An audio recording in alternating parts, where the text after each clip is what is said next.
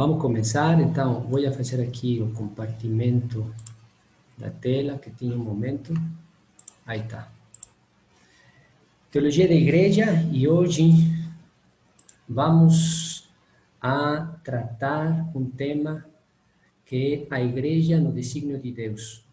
Então, tínhamos visto a maneira de introdução, estes 4 elementos que me parecem muito importantes a guardar, porque para nós nos dá assim uma guia a seguir.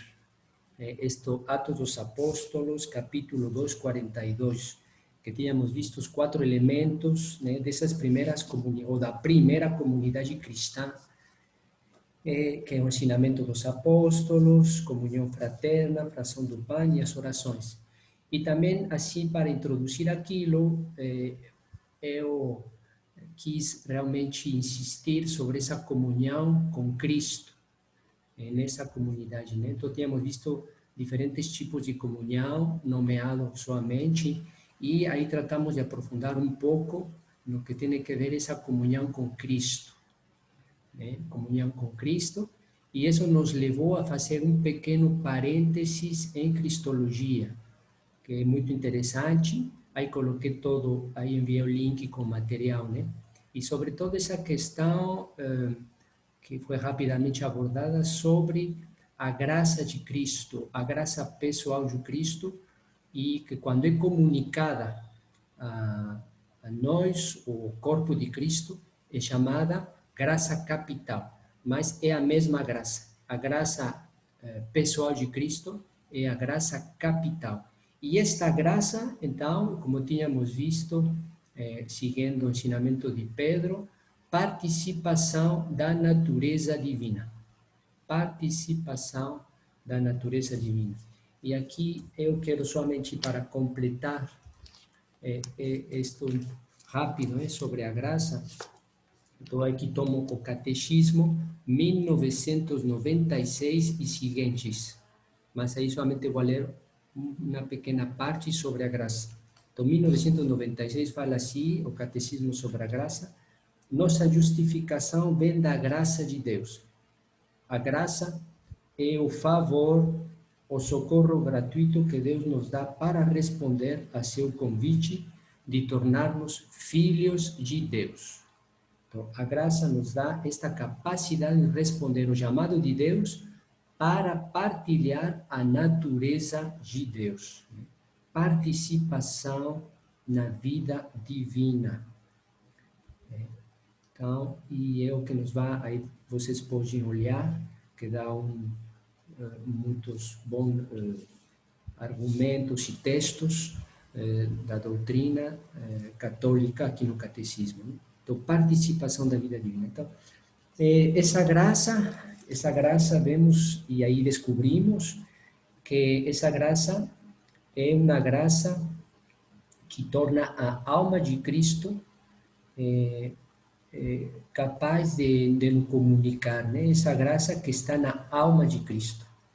E então aí resulta assim muito interessante e de grande admiração que a alma de Cristo, foi o que tratamos a última vez, a alma de Cristo é criada e essa alma de Cristo possui essa graça. A alma de Cristo foi criada, é importante afirmar isso, Esse homem que começou, Jesus Cristo, aí começou a existir no tempo. Então, foi criado aí essa alma, Foi criada essa alma.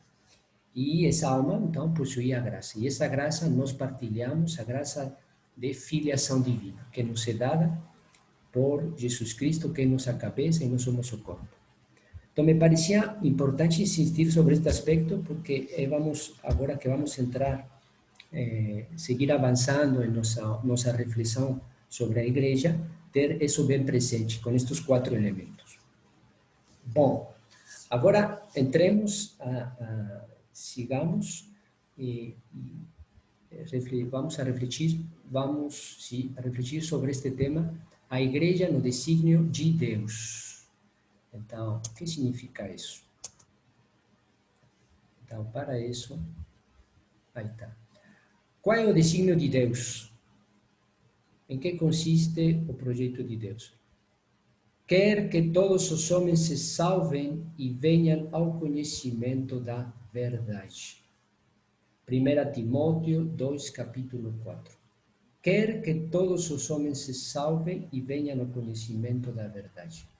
Então é importante ter isso em nossas mentes, né, quando concretamente estamos com um irmão que não professa nossa mesma fé.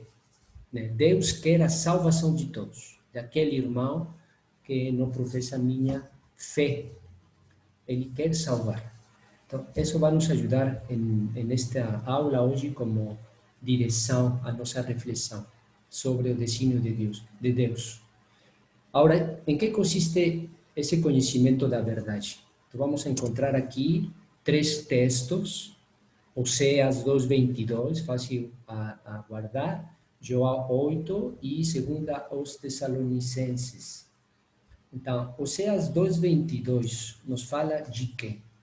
Então, rápido, tomo o livro de Oséias, que é uma pequena passagem, então, está depois dos profetas, né? Dos grandes profetas, depois de Daniel, aí você vai encontrar Oséias 2:22, e fala assim, sobre esse conhecimento. Fala, eu te depos, está falando ao povo de Israel, diz, eu te desposarei a mim na fidelidade e conhecerás ao Senhor. Então, esse conhecimento da verdade nos fala do conhecimento de Deus. Então, o primeiro aspecto a guardar é conhecimento de Deus. João 8:32 é fácil a lembrar, porque nosso Senhor fala que é a verdade que nos libertará. Então, conhecimento da verdade faz de nós, de homens, livres realmente. Então, o primeiro aspecto, conhecimento de Deus, liberdade, e vamos a ler esta segunda aos Tessalonicenses. Aqui vai ser um pouco em contraste, né? Mas que nos vai ajudar a refletir sobre este tema da verdade. Então, segundo aos Tessalonicenses, está no Novo Testamento, né? Depois Gálatas, Efésios, Filipenses, Timóteo, por aí. Né? Falei segunda aos Tessalonicenses. Aqui estou chegando, já cheguei. Segunda Tessalonicenses 2:12. Nos fala o quê? Olhem, então esse contraste com isto que acabamos de falar. Diz, e serem condenados todos os que não creram na verdade, mas antes consentiram na injustiça. Então, serem condenados todos os que não creram na verdade. Então, todo aquele que não aceita a verdade, existe essa condenação. Então, vejam só, aí coloquei esse contraste que vai nos ajudar. E guardem suas perguntas. Então, não acolher essa verdade, não aceitar essa verdade, então se torna condenação. Então, como podemos resumir isto? Conhecer a Deus dá liberdade ao homem, o que acabamos de ver, né? E a condenação para aquele que não acredita na verdade. Então, de alguma maneira, estamos vendo que se coloca a verdade, diante da verdade, temos que realizar, ter uma postura diante da verdade. Então, que podemos resumir assim, né? A salvação está no conhecimento de Deus e a condenação para aquele que não acreditar na verdade. Então, a verdade é aí o que vai realizar realmente essa distinção, né?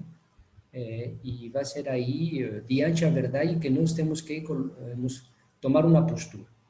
Mas esta frase ainda assim, expressada de uma maneira positiva, a encontramos nesta frase de João 17:3, que fala assim, a vida eterna é que te conheçam a ti, só por único Deus verdadeiro e a Jesus Cristo a quem enviaste. Então, a vida eterna é isto, conhecer Deus, conhecer aquele que nos foi enviado por Deus, quer dizer, Jesus Cristo. Então, essa é a salvação, e a salvação é vida eterna. né? Então, aí me parece importante sobre este primeiro aspecto que nos permite nos aproximar sobre este projeto de Deus, né, na humanidade. Quer salvar a todos os homens, quer salvar todos os homens, e para isso vai se servir da verdade. Agora, vamos entrar aqui justamente o que estamos abordando, qual postura diante da verdade. E para isto, aqui quero ler com vocês uma parte desse discurso de João 23, São João 23, que nos dá, foi no início do Concílio Vaticano II, né? Então, que vocês podem, aí, eu tenho o link que aí coloquei no grupo de teologia. Se vocês não encontram entre todas essas imagens, então você me pede novamente e aí vai ter aí um lugar onde estou colocando todo este material que já coloquei. Então aí vocês vão encontrar este discurso e aqui que vou tomar aqui uma parte. Então, estamos lá. Discurso de Sua Santidade Papa João XXIII, na abertura do solene do concílio. Então, tá, 1962, a inauguração. Veja, então estamos trabalhando essa postura diante da verdade. Então aqui encontramos isto. Vamos ler aí. Diz assim, diz, o próprio Jesus, chegando à idade adulta, fixou bem claramente a atitude que o mundo havia de continuar a tomar, tomar perante a sua pessoa através dos séculos, a pronunciar aquelas palavras misteriosas. Então, aqui eu vou marcar, né, que me parece importante isto. A atitude que o mundo havia de continuar. Quem vos ouve, a mim me ouve. E com aquelas outras citadas pelo mesmo evangelista, quem não está comigo está contra mim, e quem não recolhe comigo desperdiça. Vejam só, seguimos lendo aqui o que fala São João 23. O grande problema proposto ao mundo depois de quase 2000 milênios continua o mesmo. Cristo sempre a brilhar no centro da história e da vida. Os homens o estão com ele e com sua igreja, ou contra ele, deliberadamente, ou contra a sua igreja. Né? E se estamos com ele, com a igreja, então gozamos de luz, bondade, paz, ordem, etc. E se estamos contra ele, confusão, causando aspereza nas relações humanas e perigos contínuos e guerras fratricidas. Então vejam só que aí resulta muito interessante essa postura diante de Cristo. Finalmente, somente temos duas opções. Ou escolhemos Cristo ou a igreja, ou não. Né? E aquelas palavras que acabamos de escutar, então, se escolhemos Cristo e a igreja, salvação, e se não, aquele que não acolhe a verdade, condenação. Escutamos segunda carta aos Tessalonicenses. Então, aí como que começa a estar grave a situação, mas guardem suas perguntas, né? Que mais adiante vamos dar um espaço para isso. Mas espero responder. Agora, seguir, porque é muito importante, né? E temos escutado essa expressão sobre igreja coluna da verdade. Coluna da verdade, quer dizer. Então, vamos seguir lendo algumas passagens deste concílio, deste João 23, e nos aproximar sobre a finalidade desse concílio. E vamos a ficar assim impressionados que tem que ver com esse tema que estamos tratando da verdade. Né? Então, vou aqui novamente sobre esta tela.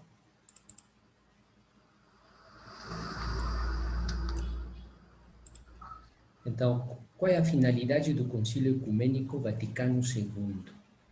com respeito a nosso tema. Então, aqui vamos a ler, seguir lendo este documento que tínhamos começado. E vamos. Então, aqui estamos, a finalidade. Aí são 9 páginas aqui, né? Realmente aconselho vocês de ler todo. Aqui está. Fim principal do concílio. Vamos ler. Aí o que fala. Diz, o que mais importa ao concílio ecumênico é o seguinte, que o depósito sagrado da doutrina cristã seja guardado e ensinado de forma mais eficaz. Então, vamos marcar aqui, depósito da doutrina, né? Isso é muito importante, esse é nosso tema, a verdade. Guardar esse depósito e que seja guardado, ensinado. Guardar e ensinar esse depósito. Então, é a herança da igreja, né? A igreja não está criando uma nova doutrina, mas está guardando o que recebeu de nossos pais na fé. Essa doutrina abarca o homem inteiro. Isto é muito importante. Não é um conhecimento abstrato. Tem que ver conosco. E aí vemos que tem que ver com nossa salvação. É nosso destino eterno. Então, essa doutrina abarca o homem inteiro, composto de alma e corpo, e a nós, peregrinos nesta terra, manda-nos tender para a pátria celeste. Então, é uma verdade capital para nós, que tem que ver com nosso destino. 3. Isto mostra como é preciso ordenar a nossa, veja só, ordenar nossa vida mortal. Concretamente, nós ordenamos nossa vida em função de acolhimento desta doutrina, de maneira que cumpramos os nossos deveres cidadãos da terra, né? Ser bom cristão também significa ser bom cidadão, e consigamos deste modo o fim estabelecido por Deus. Quer dizer que todos os homens, tanto considerados individualmente como reunidos em sociedade, devem de tender sem descanso durante toda a vida para a consecução dos bens celestiais, de usarem só para este fim os bens terrenos, sem que esse uso prejudique a eterna felicidade. Então, vejam só, se trata de uma mensagem, esta doutrina, que é um depósito guardado por nossos pais e que é capital para nós, que tem que ver com nosso destino eterno, mas também tem que ver com nossa vida hoje. Então, não podemos ficar separados de nosso hoje, né? Essa doutrina também é importante. Hoje, sigamos. 5. Mas para que esta doutrina atinja os múltiplos níveis da atividade humana, é necessário, primeiramente, que a igreja não se aparte, isto é muito importante, não se aparte do patrimônio sagrado da verdade. Então, a igreja, uma das primeiras obrigações de nossa igreja é guardar a verdade. Coluna da verdade. Recebido dos seus maiores e, ao mesmo tempo, deve também olhar para o presente, né? As novas condições de vida. Sigamos. Um pouco mais adiante vai dar outro aspecto. Aqui. A finalidade principal deste concílio não é, portanto, a discussão de um ou outro tema de doutrina fundamental da igreja. Conhecemos que os primeiros concílios, por exemplo, que eram cristológicos, nos quais se discutiam é que Cristo é realmente Deus, é que Cristo é realmente homem, e como assumiu a natureza humana e todo esse tipo de discussões teológicas. E aqui a igreja, neste concílio Vaticano II, disse, não, a discussão não vai ser assim, sobre um tema fundamental, e acá mais adiante nos vai falar de que se trata. O espírito cristão, católico, apostólico do mundo inteiro espera um progresso na penetração doutrinal. Então, uma maior compreensão da doutrina transmitida pelos nossos pais na fé. Penetração doutrinal e formação das consciências. Isso é muito importante. Formar as consciências. E aí eu penso a essa encíclica do Papa João Paulo II sobre Veritatis Splendor, né, que fala de toda essa questão da consciência moral. Então, realmente está nessa direção do Concílio Vaticano II, essa encíclica. Não? Penetração doutrinal, uma maior compreensão do mistério da fé e formar as consciências. É necessário esta doutrina certa e imutável que deve ser fielmente respeitada, seja aprofundada e exposta de forma a responder às exigências de nosso tempo. Então, vejam, isso também essa doutrina tem que ver conosco hoje. Não fica separada do mundo de hoje. Não. Tem que ver também com a nossa realidade hoje. Uma coisa é a substância do Depositum Fidei, isto é, as verdades contidas na nossa doutrina, e outra, a formulação com que são enunciadas. Então, distinção entre a substância das verdades, essa não muda, e outra, como as expressamos hoje. Né? Então, temos que encontrar essa nova maneira de apresentar sem diminuir a verdade, mas têm que ser apresentadas de uma maneira que o mundo de hoje escute essa mensagem, conservando-lhes, contudo, o mesmo sentido e o mesmo alcance. Né? Agora, vamos aqui para o que acabamos de ler, que fique assim. Então, o que nos ensina? Concílio sobre esse tema da verdade. A doutrina cristã seja guardada e ensinada. Né? Então, sobre esse tema da verdade. 2. A doutrina abarca o homem inteiro, corpo e alma. Né? 3. Ordenar, então essa doutrina nos ajuda a ordenar nossa vida para o céu. E a igreja não deve se apartar do patrimônio sagrado da verdade e, ao mesmo tempo, olhar para o presente. 4. Penetração doutrinal e formação das consciências.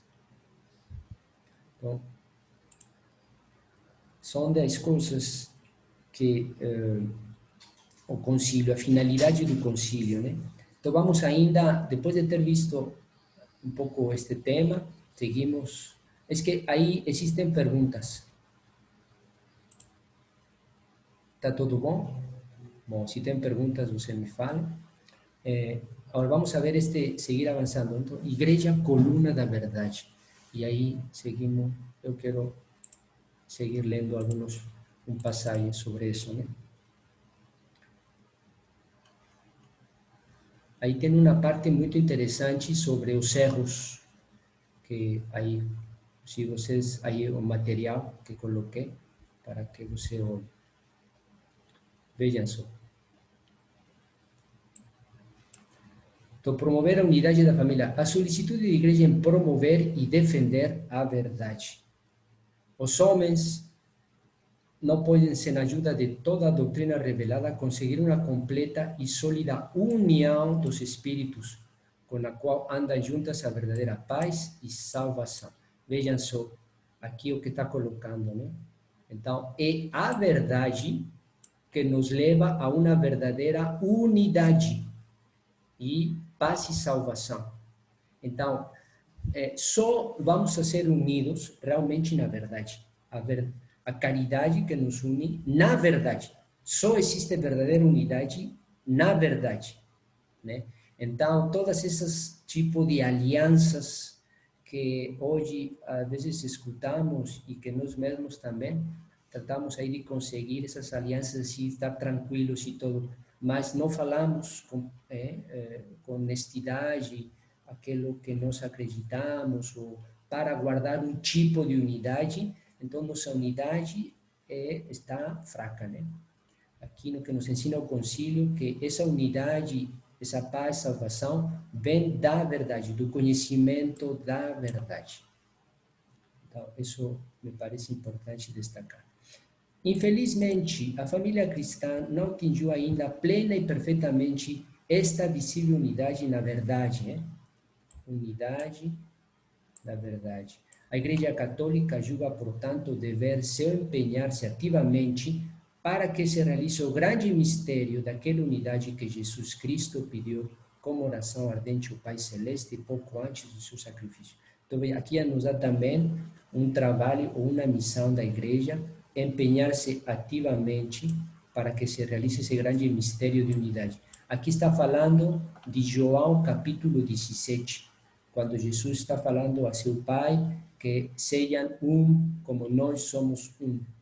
Então, a igreja essa missão, trabalhar pela unidade. E este último texto diz: quanto a isso é motivo de tristeza considerar como a maior parte do gênero humano, apesar de todos os homens terem sido redimidos pelo sangue de Cristo, não partilhem daquelas fontes da graça divina que existem na Igreja Católica. Então, a igreja sente essa tristeza porque ainda todos os homens não fazem parte dessa comunhão com Cristo que dá a salvação. E vemos que isso mesmo acontece em nossas famílias, né? Pessoas que foram batizadas e que depois deixam a igreja e que não querem mais saber. Então, isso também é uma causa de dor, né? Então, nós podemos aí compreender um pouco essa tristeza da igreja e essa tristeza de Cristo, porque lá, tínhamos visto, 1 Timóteo, quer salvar todos os homens. Se resumimos em alguns pontos o que este texto nos fala, então, Igreja Coluna da Verdade vai promover e defender a verdade. Isso é muito importante. Uma das missões da igreja é isso. Então, não que a questão social não interesse, né? Mas essa questão social é importante que seja bem, que tome o seu verdadeiro lugar. Aquilo que nós estamos aprendendo e que nos ensina este concílio, nesta carta inaugural de João 23, esta importância da verdade. Então, a igreja é comunicar essa verdade. E daqui vamos encontrar duas consequências, nos falou esse texto, né? Unidade e paz para os homens e a salvação eterna. Então vejam só que o trabalho da igreja é assim muito bonito, impressionante e uma grande missão. Como vai realizar essa unidade entre os homens, comunicando a verdade? A igreja vai realizar a unidade e a paz para esses homens, e não somente isso, que já é um grande bem para nosso mundo de hoje, mas a salvação eterna, né? Nosso destino final. A igreja vai trabalhar por esse mistério de unidade na verdade e, vejam só, aqui remarco isso, que é importante. Disse, partilhar as fontes da graça divina que se encontra na Igreja Católica. Então, já aquilo que tínhamos visto sobre a comunhão com a graça de Cristo, né? Então, partilhar as fontes da graça divina. Realmente, a graça de Cristo está circulando na igreja. É que aí existem perguntas? Seguimos. Agora voltemos àquela pergunta que nós estávamos fazendo no início, né? A igreja no desígnio de Deus. Então, tínhamos visto, Deus quer que todos os homens se salvem e cheguem ao conhecimento da verdade. Primeira carta a Timóteo, né? E aqui vou colocar algumas perguntas, né, que nos ajudem a aprofundar ainda. O acontecimento de Jesus Cristo, esse momento da encarnação e redenção, permite compreender como o Antigo Testamento se prepara para o Novo, né? Como falam os padres da igreja, e que é na luz de Cristo que nós compreendemos o Antigo Testamento. Então o Antigo Testamento está cheio de prefigurações de Cristo. Então Cristo está escondido no Antigo Testamento. E podemos pensar em Moisés, nesses profetas, podemos pensar em Josué, né? Podemos pensar em Jacó. Cristo mesmo utiliza uma imagem tomada da vida de Jacó para se manifestar. Então, o Antigo Testamento está cheio dessas prefigurações e da pessoa de Cristo, né? Então, é importante guardar isso sobre esse tema da verdade. Agora, vejam só, com uma luz que nos... É dizer, que a luz de Cristo nos permite realizar essa distinção primeira entre antiga aliança e nova aliança. Agora, nos perguntamos, Cristo tinha a intenção de fundar a igreja? Né? Escutamos comentários, hoje em dia, que Cristo não tinha essa intenção, que Cristo, ele proclamava o reino de Deus, mas não tinha intenção nenhuma em fundar a igreja, que a igreja foi fundada pelos homens. Então temos que dar conta dessa pergunta, não? Responder. É que Cristo tinha a intenção de fundar a igreja? Se não foi Cristo, quem fundou a igreja? E se Cristo fundou a igreja, como foi aquilo? Né? Porque sabemos hoje, perguntas muito concretas, a gente diz Cristo sim, a igreja não. Está cheia de pecadores e de coisas muito concretas que vão até a confissão. Como vou confessar com um padre que é pecador? Não, não, não. Cristo sim, igreja não. Né? Então é importante que nos demos conta. Quem fundou a igreja? Ou se não foi fundada, então é que a igreja sempre existiu. E que podemos encontrar escondida no Antigo Testamento.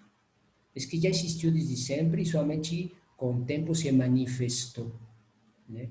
Então temos que ver esse tema. Existem prefigurações da igreja antes do acontecimento de Jesus Cristo. É por isso que me parecia importante começar com esse texto de Atos dos Apóstolos, né? Porque nos dá, não estamos tão perdidos, então nos dá assim como uma guia para depois voltar e ler o Antigo Testamento e encontrar, né, alguns elementos que nos ajudem a compreender a igreja. Existem símbolos da igreja. Quais são e o que nos ensina sobre a igreja? Alguns quando falam que a igreja é o rebanho e nós somos as ovelhas, Cristo é o pastor. Ou Paulo quando fala que a igreja, diz, todos que vejam como construem, mas a pedra angular é Cristo. Então aí se tomam alguns símbolos, né? Então vamos estudar esses símbolos para ver o que nos ensina sobre a igreja.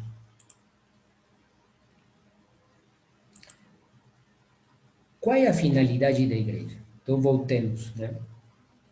Não guardemos bem o tema da verdade. Vamos a ler esta passagem que me parece importante, que já conhecemos, Atos 2, 37 e 47, para dar conta da finalidade da igreja e marcar uns pontos. Então, leo. E ouvindo eles isto, é o primeiro discurso de Pedro, né? Depois da Pentecostes. E ouvindo eles isto, compungiram-se em seu coração e perguntaram a Pedro e aos demais apóstolos: Irmãos, que devemos fazer? E disse-lhes Pedro: arrependei-vos e cada um de vós seja batizado em nome de Jesus Cristo para perdão dos pecados e recebereis o dom do Espírito Santo, porque a promessa vos diz a respeito de vós, aos vossos filhos e a todos os que estão longe e tantos quantos Deus nosso Senhor chamar. E com muitas outras palavras testificava e os exortava dizendo: salvai-vos desta geração perversa. De sorte que foram batizados os que de bom grado receberam a sua palavra. E naquele dia agregaram-se quase 3.000 almas e perseveraram na doutrina dos apóstolos, da comunhão e no partir do pão e nas orações. E em toda a alma havia temor, e muitas maravilhas e sinais se faziam pelos apóstolos. E todos creíam, e todos os que creíam estavam juntos e tinham tudo em comum, e vendiam suas propriedades e bens, e repartiam com todos, segundo cada um havia de mister. E, perseverando unânimes todos os dias no templo e partindo pão em casa, comiam juntos com alegria e singeleza de coração, louvando a Deus e caindo na graça de todo o povo. Aí. E todos os dias acrescentava o Senhor à igreja aqueles que se haviam de salvar. Quais são os pontos que encontramos depois de ter lido este tema, esta passagem?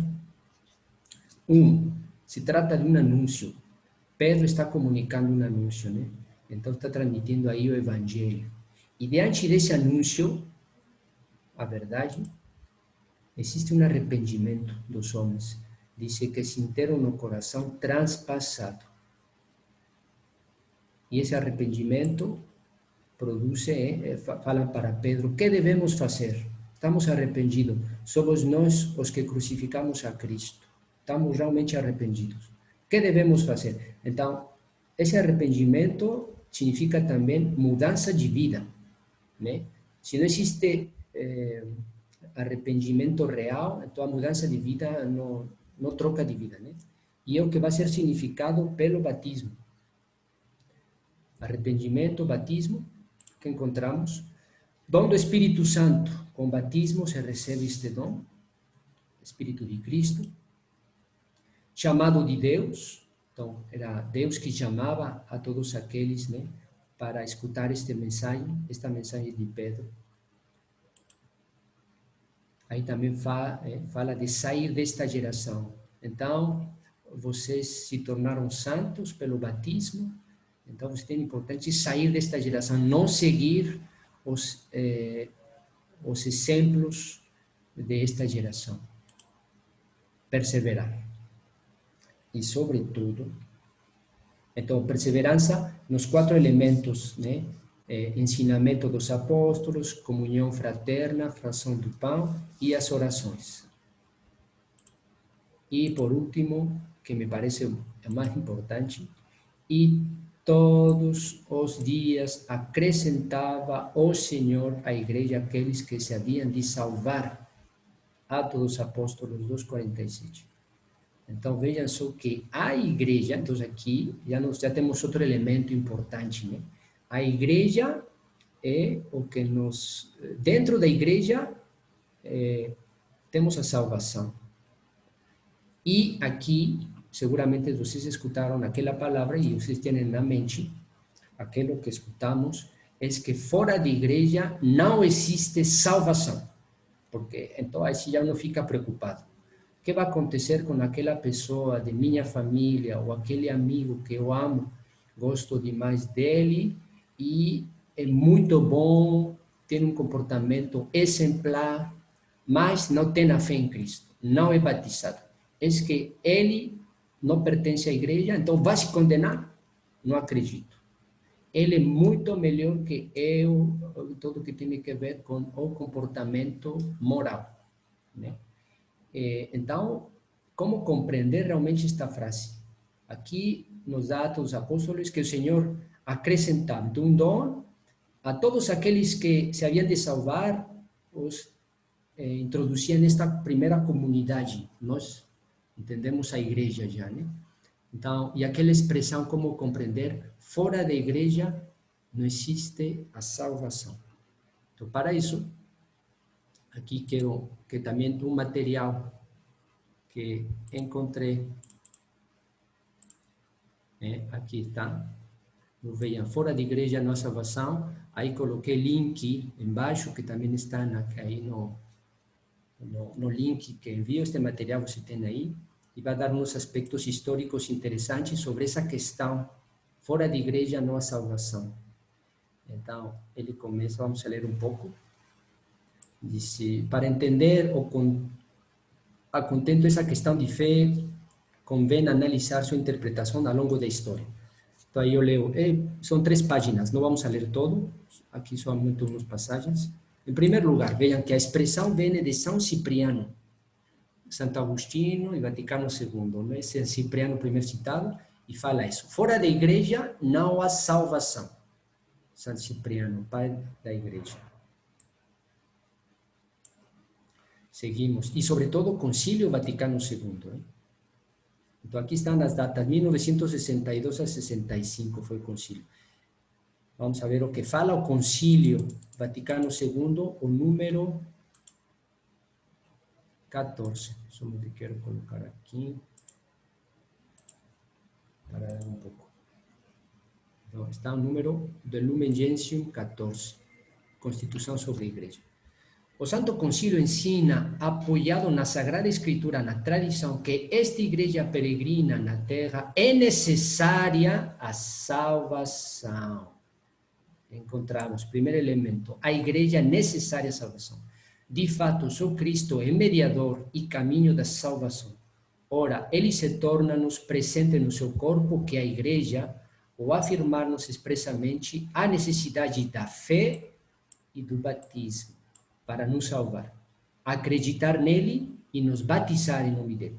Cristo confirma-nos ao mesmo tempo a necessidade da própria igreja, na qual os homens entram pela porta do batismo.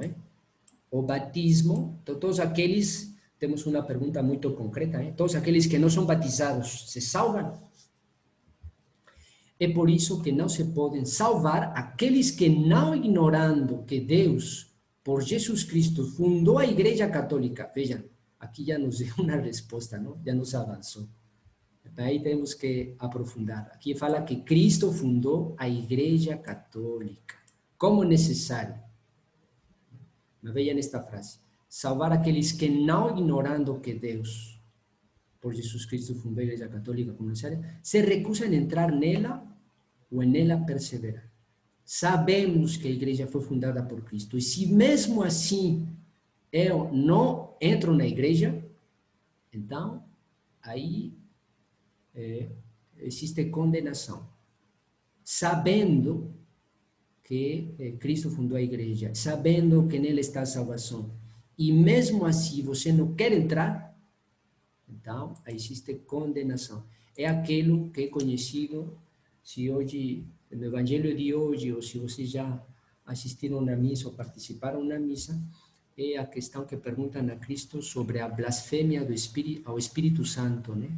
Então, em Lucas capítulo 12, a blasfêmia que Cristo fala, todo será perdoado aos homens, todas as coisas que dirão para o Filho do Homem, mas aquele que blasfemar contra o Espírito Santo não será perdoado. Então, esse pecado, ou essa blasfêmia contra o Espírito Santo, é o que estamos vendo aqui, quer dizer, essa dureza de coração, esse se afastar da misericórdia, não querer ser perdoado. E eu sou consciente daquilo, mas não quero receber o perdão. Então, essa dureza de coração que leva o homem a se afastar, não acolher a misericórdia de Deus, então está gravemente, sua alma dele está em perigo. Sigamos. Aí, deixa eu que leia isto aqui. Aquilo que nos interessa, né? No século XVI, aqui nestas linhas que precedem, dá um pouco dos aspectos históricos, né? Rapidinho assim. E aqui sigue com esses aspectos, fala assim, no século XVI em diante, ante a descoberta dos povos não católicos nas Américas e na Ásia, a interpretação do dogma de foi repensada. Toda essa gente se perderia ou se salvaria por sucessivos milagres divinos? O que acontecer com todos esses índios? Se não são batizados, iam se perder? Então, estava assim, era realmente uma controvérsia importante, né? Como dar resposta a todos esses índios que não conhecem Cristo? Então, vão se salvar ou não? E aqui, este homem, Roberto Bellarmino, aqui da obra, deu a entender que há duas formas de pertencer à igreja. visível e invisível. Visível dos batizados, invisível dos não batizados, mas de consciência reta. E ele vai fazer o batismo do desejo. Ou seja, se alguém se prepara o batismo, mas falece antes, morre já como cristão, graças ao seu desejo de ser batizado. Foi retomado como ênfase ampliado para as mulheres, desejo explícito e implícito. Né? Então, se uma pessoa quer se batizar, mas não tem tempo e morre, é salvada por batismo do desejo. Aqui nos vai dar outros documentos, esta encíclica do Pio XII e Concílio Vaticano II.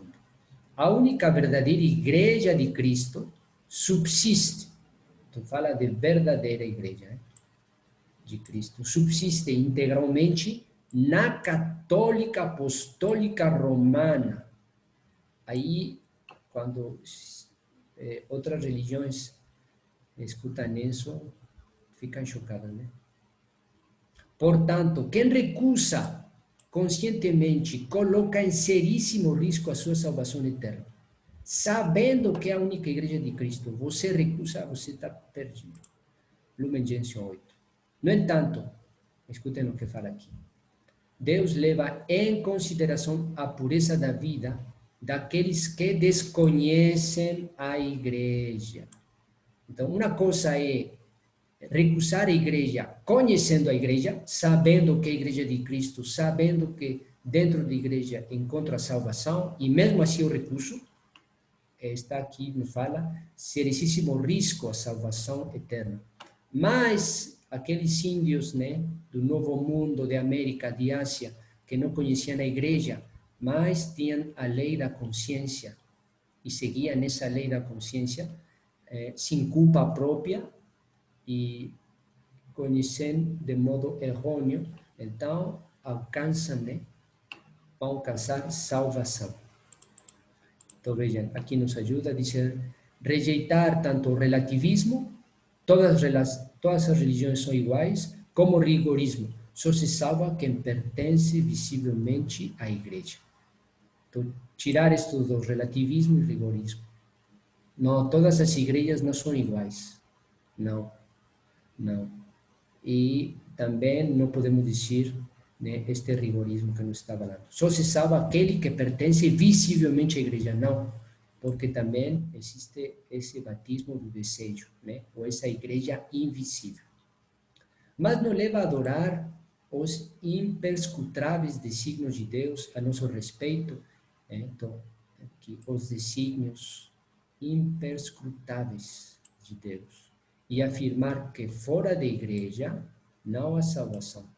Quem se salva, salva-se por Cristo em sua igreja, pertence a ela de algum modo, visível ou invisível. Aqui está a fonte.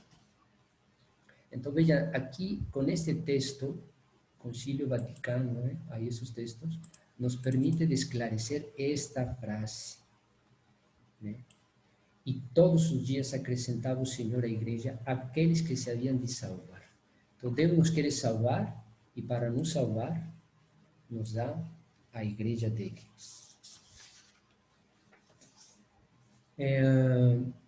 Então, aí, tudo bom? É que existem perguntas sobre isso. É verdade que é um tema muito interessante, esse tema da verdade, né? Esse tema da verdade que nos leva a pensar tudo aquilo, e o grande meio que nos dá Jesus Cristo é a igreja dele. Nos dá a sua igreja para nos salvar. A próxima aula, vamos a seguir aí vendo, e eu gostaria de entrar também a esses símbolos da igreja, né? Então, voltar um pouco a esses fundamentos e indagar, pesquisar o que cada símbolo nos fala da igreja. Porque a igreja é um mistério, mas também é uma organização humana, né? E a dificuldade que nós podemos encontrar é como distinguir bem entre a igreja mistério e a igreja composta pelos homens, E como falam aí os santos padres do concílio, pela primeira vez se falou da igreja pecadora, né? Igreja pecadora, então, composta desses membros que também precisam de misericórdia e salvação. Então, para a próxima vez vamos entrar assim nessa compreensão maior. Mas me parecia importante ter sempre em mente, assim como estes elementos, não? Que são finalmente uma luz para ir olhar o Antigo Testamento. Então, à luz de estes 4 princípios das primeiras comunidades, Atos dos Apóstolos 2, né? 42, ensinamento dos apóstolos, fração do pão, comunhão fraterna e orações. Esses 4 elementos guardemos, né? E aqui já vimos que, entrando nesta questão da verdade, então estamos nisso que é ensinamento dos apóstolos, é guardar o depósito da fé. E vemos que é um grande serviço que a igreja está dando e sigue dando ao mundo de hoje. Sair desse relativismo e proclamar com toda a força que Cristo é a verdade, o caminho e a vida, né? Mesmo se isso a gente, existe muita gente que não aceita, né? Mas como vimos aí nesses textos, somente tem uma postura: ou você acolhe Cristo ou você não acolhe. E se você acolhe Cristo, você acolhe a igreja, né? E todo, então você vai gozar desse mistério, de toda essa graça que circula através da igreja, ou não. Então, que é aquilo que estamos falando, que é muito perigoso para a alma. Muito bom. Existem perguntas dessa ou de outro tema? Padre, Sim. meu é só um comentário, né? Nesse finalzinho aí que eu peguei, a impressão que dá é que as pessoas desconhecem a igreja de modo errôneo, né? Não tem aquele conhecimento real, né? Acho que é só isso mesmo que me tranquiliza um pouco, né? Porque a gente vê que tem, assim, cada vez mais a gente vem vendo o esvaziamento, né, dos fiéis, né, indo para outras denominações, né, e rejeitando a Igreja Católica, mas acho que é porque não conhecem mesmo. Exatamente. Então, é importante conhecer a igreja. E vamos a ver mais adiante, porque aí tem, quando professamos nossa fé, então aí quando nos colocamos de lado a igreja como mistério, é muito interessante, porque aí o catecismo e os documentos da igreja nos vão ensinar a distinguir entre Deus e suas obras.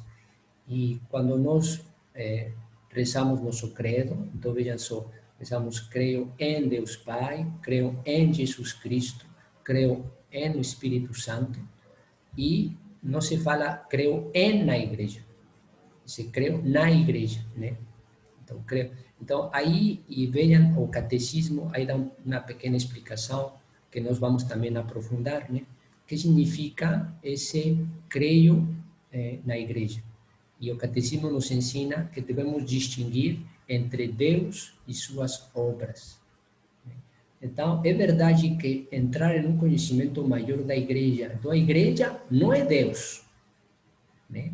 Ou seja, uma criação de Deus. É uma criação. Então, vamos aprofundar esse tema. O que significa, aí quando nós estamos rezando nosso símbolo, creio em Deus Pai, creio em um Deus, em Jesus Cristo, em Espírito Santo, e creio igreja católica, não fala in, não creio em, porque esse en ou esse in, em latim, significa, estamos aderindo à pessoa, né? In. Então, aí o catecismo nos ensina que outra coisa é isso e outra coisa é as obras de Deus. Mas o que vai resultar assim de um grande esclarecimento para nós é que nessa igreja circula o Espírito de Cristo. E vamos a falar assim que é a obra do Espírito Santo, né? E como nos falava aí este texto dos Atos dos Apóstolos, todos aqueles que entravam, então eram salvos. Por quê? Porque eram batizados. Então toda essa graça do Espírito Santo através dos membros da igreja. Então, nesse sentido, é um mistério. Agora, compreender o outro lado, né? E muita gente, hoje em dia, e nós também ficamos tristes, né? Com tudo que vemos que nossa igreja está acontecendo com os membros da igreja, né? Então, membros pecadores da igreja que todos somos. E vemos que muita gente, então, ovelhas que não estão sendo bem acompanhadas para crescer na fé, então ficam muito machucadas por pastores ou membros de igreja com todos os escândalos, né? E que dizem, não, eu não quero dessa igreja. E que resultam assim, e que deixam a igreja. Infelizmente, né? Infelizmente. Aí não podemos culpar essas ovelhas, mas nossa fé vemos que está realmente submetida a uma grande prova, né? Prova de fé. Para realmente permanecer na igreja, vendo esses escândalos e tudo isso, uno tem que colocar sua fé em Cristo, fazer quase um ato de fé cotidiano, né? Dizendo, eu creio na igreja, a igreja é um mistério, sim, a igreja está composta de pecadores. Então, como entender essa tensão, né? Nós que nos estamos formando para não deixar a igreja, né? Para amar a igreja como Cristo amou a igreja, sobretudo para nós pastores, padres, então somos convidados, né, a dar a vida como Cristo deu a vida pela sua igreja e se entregou por ela para santificar. Então a igreja é esposa de Cristo. Então é verdade que aí, espero que mais adiante sigamos aprofundando esse tema e nos leve a uma assim, compreensão maior do mistério e também compreender um pouco esse aspecto humano, né? Que como aspecto humano, então, tem toda essa hierarquia e estamos falando do pecado de seus membros. Então, é verdade que nos formar nesse tema vai crescer nosso amor pela igreja e já somente quando recebemos nosso credo, né? E quando recebemos creio na igreja santa, católica, apostólica. Então, vamos saber o que significa também esses termos que nos ajudem a crescer na fé da igreja. Obrigado, Jasmine, pela questão. Aqui coloca Cristiane uma pergunta interessante, porque o Senhor pontua dados sobre entender melhor a pergunta de Pilatos, o que é a verdade. 2, fora da comunidade é impossível viver a fé e salvar-se. 3, Jesus disse, perdoai, Pai, eles não sabem o que fazem. Sim, então, é a questão da verdade, né? O depósito da fé.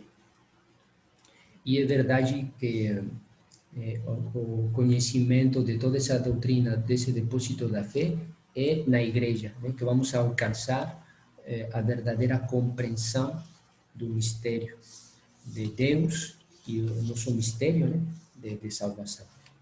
Obrigado, Cristiane, pela pergunta. Muito bem. Outra pergunta, Simone, Teresa, Djanira, tudo bom? Não existem perguntas bobas, né? Então, você pode perguntar realmente o que você tem. Estamos aqui para crescer todos juntos na fé.